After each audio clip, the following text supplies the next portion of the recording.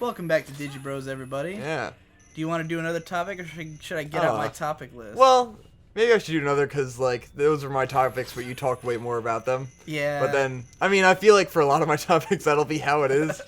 It'll be, you know, something like, I brought in for you to talk about. Right. I feel like your idea is like a sentence, and my pontification That's how it always is, especially because I've been sitting on these for long enough that I'm like, right. I don't remember why I cared about this before. All right, well, what's your next topic? All right, let's topic? pop out the phone. Alrighty. Okay, where's some more things? So good. Popping off, dog. Popping off, popping off, popping off, popping off. I guess this is along the subject of the last video, but I was thinking, it's very interesting to me thinking about old cartoons and the way they were released, and like the way, because they didn't. TV was not around when cartoons first started coming out. Right. And when you think about, like, Bugs Bunny and shit, I was thinking about the fact that the Bugs Bunny cartoons we saw as a kid, when we were watching them, I always felt like there must be a billion of these, and, you know, it must have been coming out like a normal cartoon for years and years, and, like, there's a ton of these. And then I realized at some point that those are all the Bugs Bunny cartoons. Yeah, you've seen them all. You know, they only released like so many a year because they'd show them before movies, and they were really expensive to make. Like, that's why they have such great quality animation and shit. They're more like OVAs. Yeah.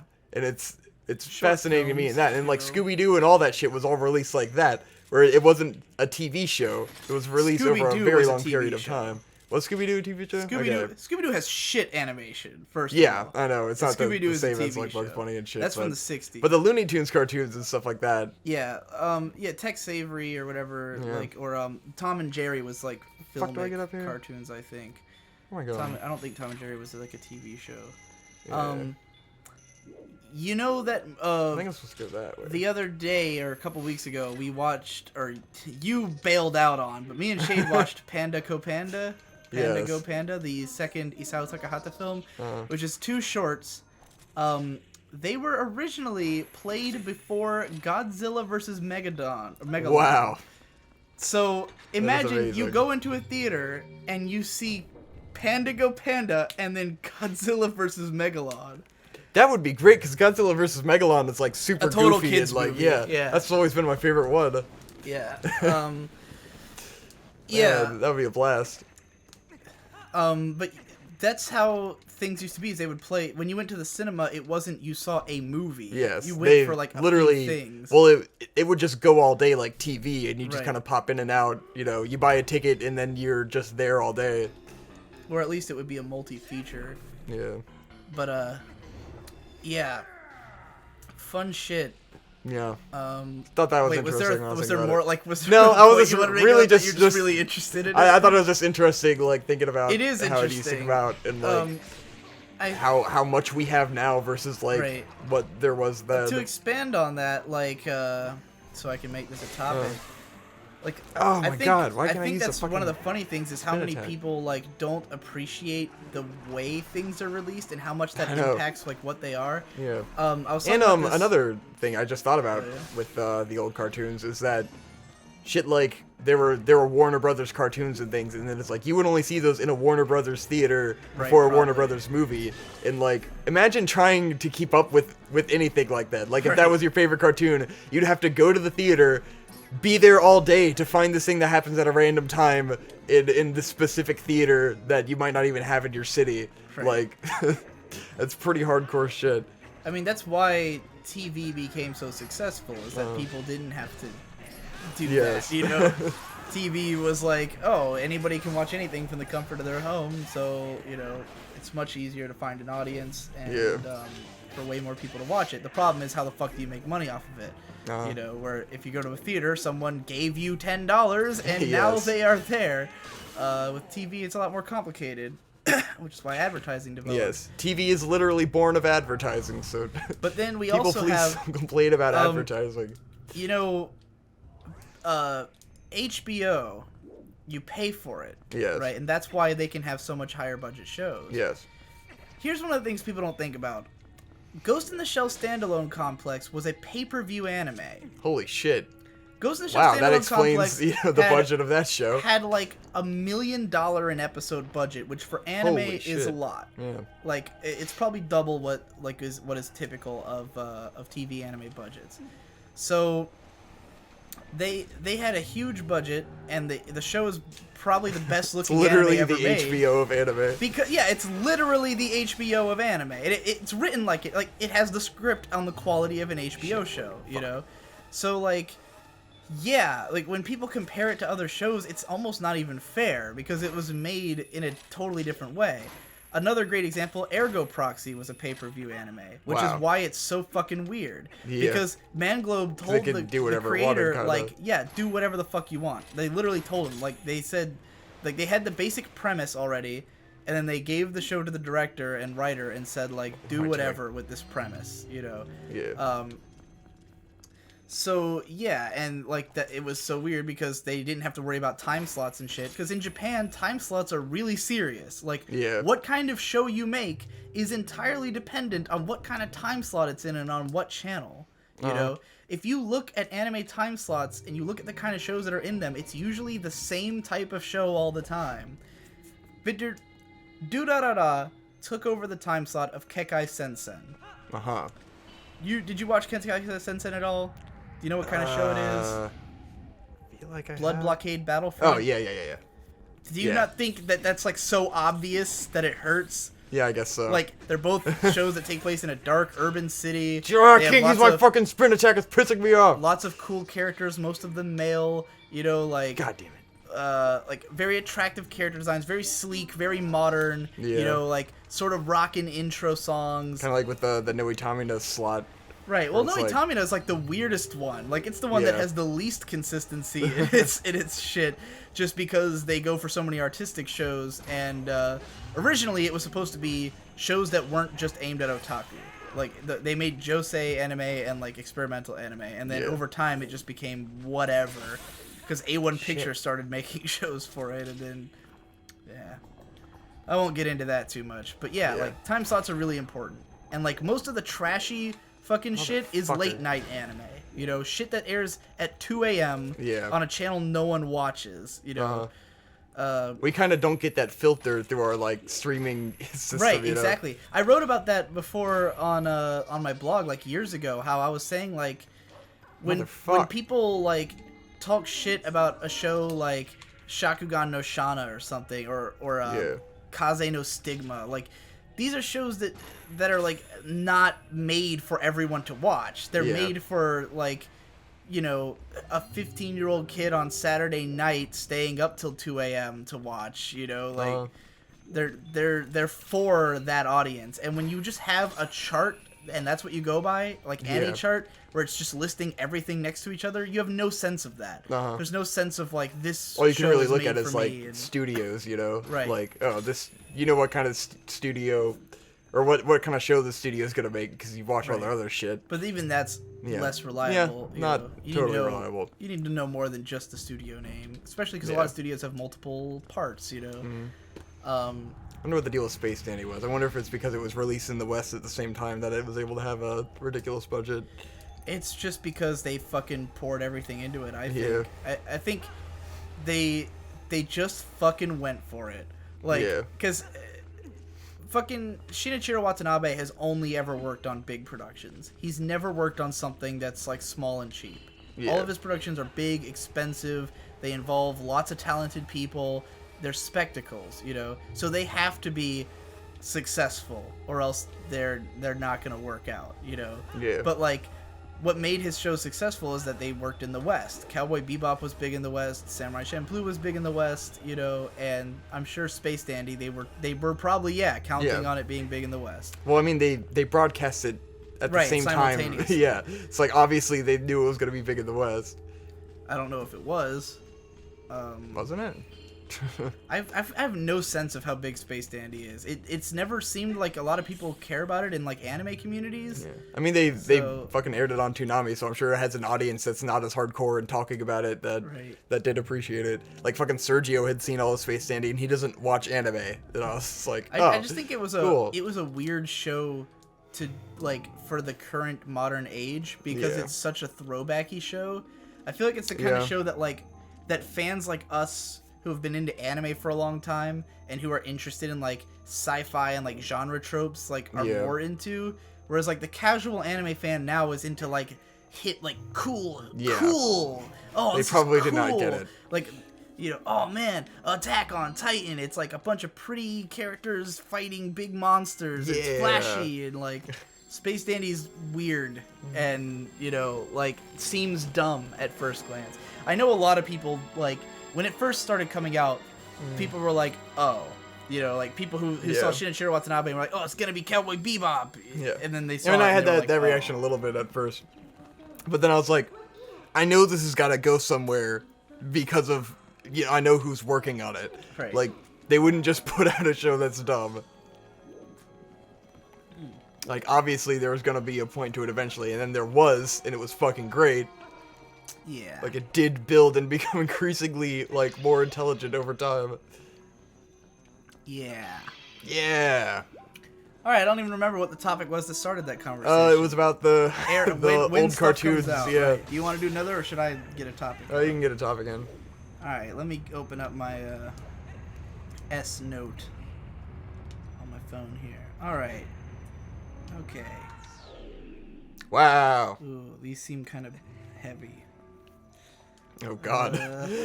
Yeah, there were a few on my phone where I was like, this is some heavy shit. I'm gonna have to save this for later. Gotta get my my mind going first. Because most of mine are gonna be like the whole episode. Oh god. Here's one we can tackle in the 10 minutes we have left. Theme parks. Theme parks. Why don't you tell the story of what theme park we went to recently? Don't make me tell the story. I'm not gonna remember it right. I don't need. We went to Motor World. What is Motor World? Motor World is a theme park where you ride go-karts.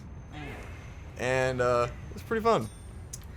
It's a decent time. It's not worth the ridiculous price. No, it's unbelievably expensive. Yes.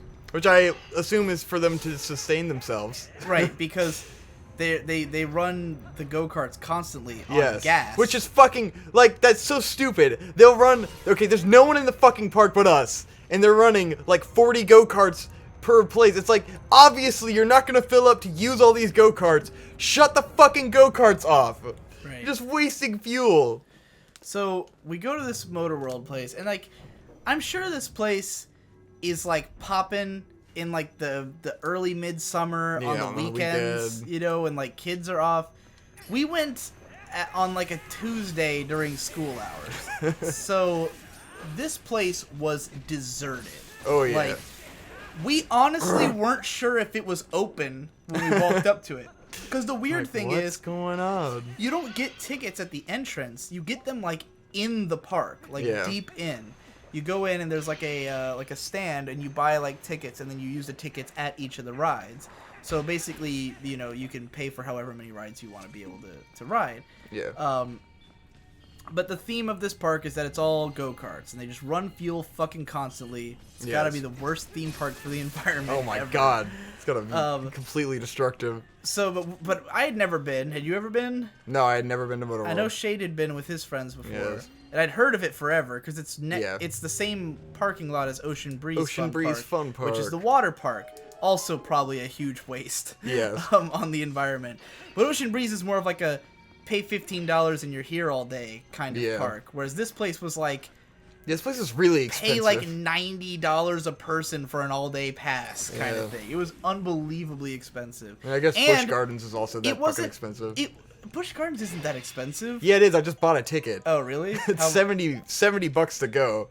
Like 77 you can get, like, bucks. A season pass for like $80 and be there all summer. But I think it's because they have more events going on right now, so it's like you're paying for all of it. But I got it half off. Groupons, man. But yeah, they have a lot of deals and shit. Yeah. And Busch Gardens has way more shit in the park. Yes. Busch Gardens is a huge legit, fucking park. Like, Busch Gardens is a park that is the size that they have a train that goes through it. Yeah. You know, Motor World is like 8 attractions, and that's it. You know, it's like you buy a pass and you do all the things. And it's like you're just driving go-karts, like all of them are the same all of them thing. are driving go-karts. It's just different courses. You know? And you only get like 6 minutes on a course. Yeah. And then they had they had all the normal go-kart courses, but then they also had the one special one, which is the one that's like they go faster. They're like 45-mile-an-hour go-karts. Just stupid. It had its own price, right? It was like $20. By itself is $23 a person. Fucking stupid. Because that one was not worth $20 a fucking person. No, not at all. Our dad was in like we were all like, we can not do this. I know. Like we can like, just come do on, the part, man. dude. And Dad was like, no, we gotta do this one. And we were like, all right, dude. If you really want to spend all that fucking money on so fucking much go-karts, family fun, huh? I mean, it was fun. Yeah. I never rid go-karts before. I didn't expect. I wish we had done that last though, so I would know how to like ride them. Right. You know, we did the best thing first, and so we kind of fucked it up. But like, yeah, like we go to this place. They're pretty much empty. No one was there. No customers at all. There was like one other group of people. Absolutely fucking desolate. And the people working there, all of them are like between 18 and 25 years old, and none of them want to be there. It's hot as fuck. They're tired. No one's coming in. So everyone's just disaffected, lazy, and the place is fucking dirty. Like, it just looks like shit. It looks horrible. And they have a putt-putt, like a miniature golf course at the place, which was part of the ticket. So we did the miniature golf. The courses are all covered in pine needles. Victor, when was the last time you saw a pine needle fall on the ground in late summer? You know, decent point. When did those pine needles fall? I have no idea. There were pine needles everywhere on the court that they hadn't cleaned up. So if you're playing putt-putt, you're trying to hit your golf ball over fucking pine needles covering the court. I've been to a lot of putt-putt golf. I've never seen a court that was dirty like that. Yeah. This place's court was There wasn't even anyone dirty. fucking working there when we went over. It was awful. There was literally no one working there.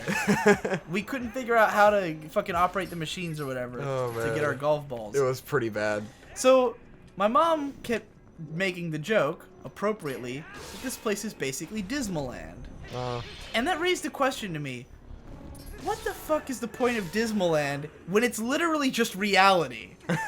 Because, like, okay, you know about Dismaland, right? Isn't that like the fucked up theme park that guy do you know who made or Banksy whatever? is? Banksy is this anonymous, well, not anonymous, he goes by Banksy, but nobody knows who he really is. Yeah. He's like an artist who's like really famous. I saw the Disneyland on Facebook. He was like a taggy, like he did like graffiti and shit, and no one knows who he is, but he's like this famous artist called Banksy.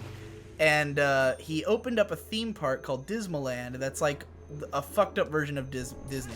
Yeah. And it's got like just all this like dark, grotesque stuff, and everything's depressing. They have like balloons that say like, you know, you suck or something on it. Like it's just like an ironic whatever thing, right? And like I saw a bunch of stuff about it, mostly about people like dissing it, like people saying it's not interesting and Banksy's not interesting and stuff like that, which it's art, dude. To me, there's a level, like, when you get to the point where you're writing an article about how a thing is just not interesting, I'm like, wow. Who are you to tell me it's not interesting? I'll decide if it's interesting, you know? Yeah. But, yeah, there was, like, a lot of shit talking about Banksy and Dismaland. But, like, to me, the weird thing about its existence is that, to me, theme parks are inherently depressing. Yeah. Like, to me, theme parks have always been, like, a place... It's kind of weird and, like, gross. You know, it's always kind of felt The whole idea of it is, like people desperate. You know, like, desperate to have fun, desperate to have a family time. Yeah. I mean, like... Traveling way too far to go to this mediocre theme park. We've all seen the movie Vacation, where the whole point of it is that it's, like, the dream vacation that is not as good as you think it's gonna be, and that's what theme parks have always been to me. Because I don't really like I can't. They're never worth the ridiculous price. Everything's expensive. The food is expensive. You have to wait in some fucking hour-long line to ride some 30-second roller coaster. I've never really had like a great time at a theme park. Yeah. It's never been like a fond memory. You know, I have of a theme park. I have no like great memories of a theme park. It's always like all I remember is I waited in line for an hour to ride that ride, or you know, I didn't eat anything because it was $20 to eat something. You know, like I walked around, I was bored, I was hungry, I was hot. That's my impression of a theme park. You know, so like. Yeah, it was kind of funny to go to Motor World and, like, it literally is the cliche, desolate, shitty theme park. Yeah. So, like, the concept of Disneyland is weird to me because it's like, why... You didn't need to do that. I mean, maybe I could go to any theme park and have that same existential ennui. Showing the reality of it in a more literal sense, you know? That's probably not how you pronounce that word. What? Ennui. What? E-N-N-U-I. I didn't say Ennui. that word. I said it. Oh. I was like, what are you talking about? I think it's ennui. You're calling me out. What the fuck is Ennui. Swing your sword! Shit! It's like French for... Oh. Okay. But, yeah, like... I guess that was the point I was getting at. To me, the entire concept of theme parks is that they're like a depressing waste of time. You know, I think there was something I had to get back over there. I think the Motor World, I had more fun there because it was so empty that we could just do everything quickly. If there were lines there, it would have totally sucked. I would not have stood in some lines there. Because then you're standing in a long line for 3 minutes of fun. But like the sheer... Because when I go to an amusement park, what I pay attention to is, I feel like, the stuff I'm not supposed to be paying attention to. Of course. Me and Mom are looking at the guys who are, like, running the stuff, right? There's, like, there's these 3 dudes who are running this one machine. When you guys were, like, doing, like, the donuts or whatever, there was, like, me and Mom were on the side. We're watching these dudes who are sitting there talking in, like, the booth where they're running the shit. Yeah.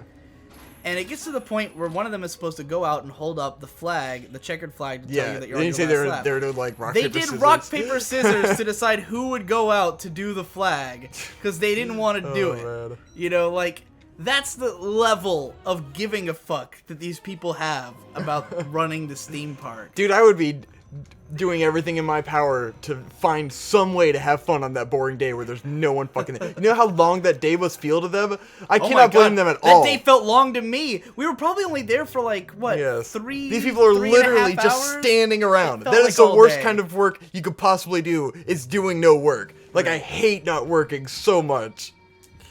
Just fucking standing around getting paid to do jack shit. Makes a day feel like you're I could very easily do a mindless job. Yes. But I could not do nothing. A nothing job. Doing nothing would be worse than doing, like, the hardest job. Like, I would rather be stressed out and, like, on the brink of tears than doing nothing. I don't know about that. But, because then it at least goes by faster. Yeah. Alright, that's it for this episode of Digi Bros. Woo! Next time on Digi Bros, more discussion topics.